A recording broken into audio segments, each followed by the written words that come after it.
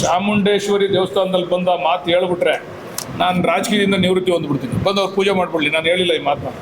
ಸುಮ್ಮನೆ ನೋಡ್ರಿ, ಡೋಂಗಿ ರಾಜಕಾರಣ ಬಿಡಬೇಕು. ರಾಜಕಾರಣಿಗಳು ನೇರವಾಗಿ ಮಾತಾಡಬೇಕು, ನೇರವಾದಂಥ ವಿಚಾರ ಚರ್ಚೆ ಮಾಡಬೇಕು. ಬಂದು ಹೇಳಕ್ಕೆ ಹೇಳ್ರಿ. ಇದೇ ರೈತರು ಹೇಳಿದ್ದು ನನಗೆ, ಅವಾಗ ವಿಡಿಯೋ ಮಾಡ್ಕೋಬೇಕಾಯ್ತು ಅಷ್ಟೇ ನಮ್ಮವರು. ಸುಮ್ಮನೆ ಡೋಂಗಿ ರಾಜಕಾರಣ ಆಯ್ತಪ್ಪ. 2018 1 ರೆಸಲ್ಯೂಷನ್ನು ಅವರೇ ಅಧಿಕಾರಕ್ಕೆ ಬಂದಾಗ ತರಿಸ್ಬಿಟ್ಟು ಕ್ಯಾಬಿನೆಟ್ನಲ್ಲಿ ನೋಡ್ರಿ ಇದನ್ನು ಡ್ರಾಪ್ ಮಾಡಿದ್ದೀನಿ ಅಂತ ಮಾಡೋದು ಮುಗಿದೋಗಿತ್ತು, ಮಾಡ್ಬೋದಾಗಿತ್ತಲ್ಲ. ಈಗ ನಾಟಕ ಯಾಕೆ ಆಡಬೇಕು? 1 ರೆಸಲ್ಯೂಷನ್ ರೆಡ್ ಝೋನಿಂದನಾ? ರೆಡ್ ಝೋನಿಂದ ತೊಂದರೆ ಏನಾಗುತ್ತೆ ಅಂತ ನೀವಾಗಲೇ ಮಾಹಿತಿ ತೊಗೊಂಡಿರ್ಬೇಕಲ್ಲ.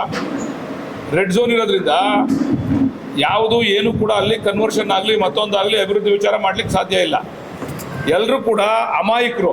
ಯಾರಿಗೆ ತೊಂದರೆ ಆಯಿತು, ಯಾರಿಗೆ ಅವ್ರ ಮನೇಲಿ ಒಂದು ಒಳ್ಳೆ ಕಾರ್ಯ ಮಾಡಬೇಕು, ಅವ್ರ ಮಕ್ಕಳು ವಿದ್ಯಾಭ್ಯಾಸ ಮಾಡಬೇಕು, ಅವರೆಲ್ಲರೂ ಕೂಡ ಥ್ರೋ ಅವೇ ಪ್ರೈಸ್ನಲ್ಲಿ ಕೊಟ್ಟಿದ್ದಾರೆ ಜಾಗನ. ಯಾರಿಗೆ? ಬೆಂಗಳೂರಿನವ್ರಿಗೆ.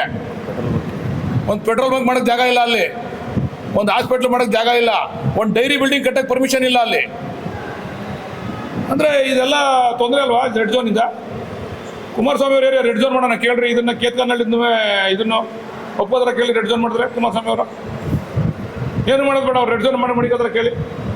ರೆಡ್ ಝೋನ್ ಅಂದ್ರೆ ಏನಂತ ಗೊತ್ತಾ? ಹೋಲಿ ಕುಮಾರಸ್ವಾಮಿ ಅವ್ರಿಗೆ ಕೇಳಿ ಹೋಲಿ.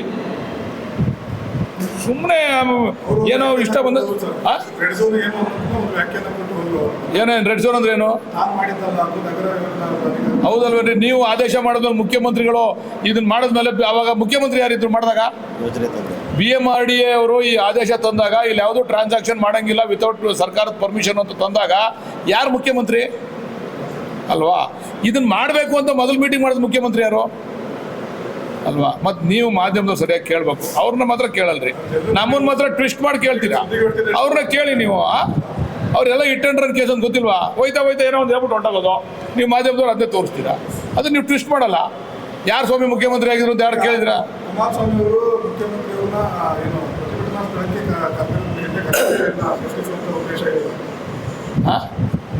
ಶಕ್ತಿ ಅಲ್ಲ, ಇದು ಉದ್ದೇಶ ಏನು ಗೊತ್ತಾ?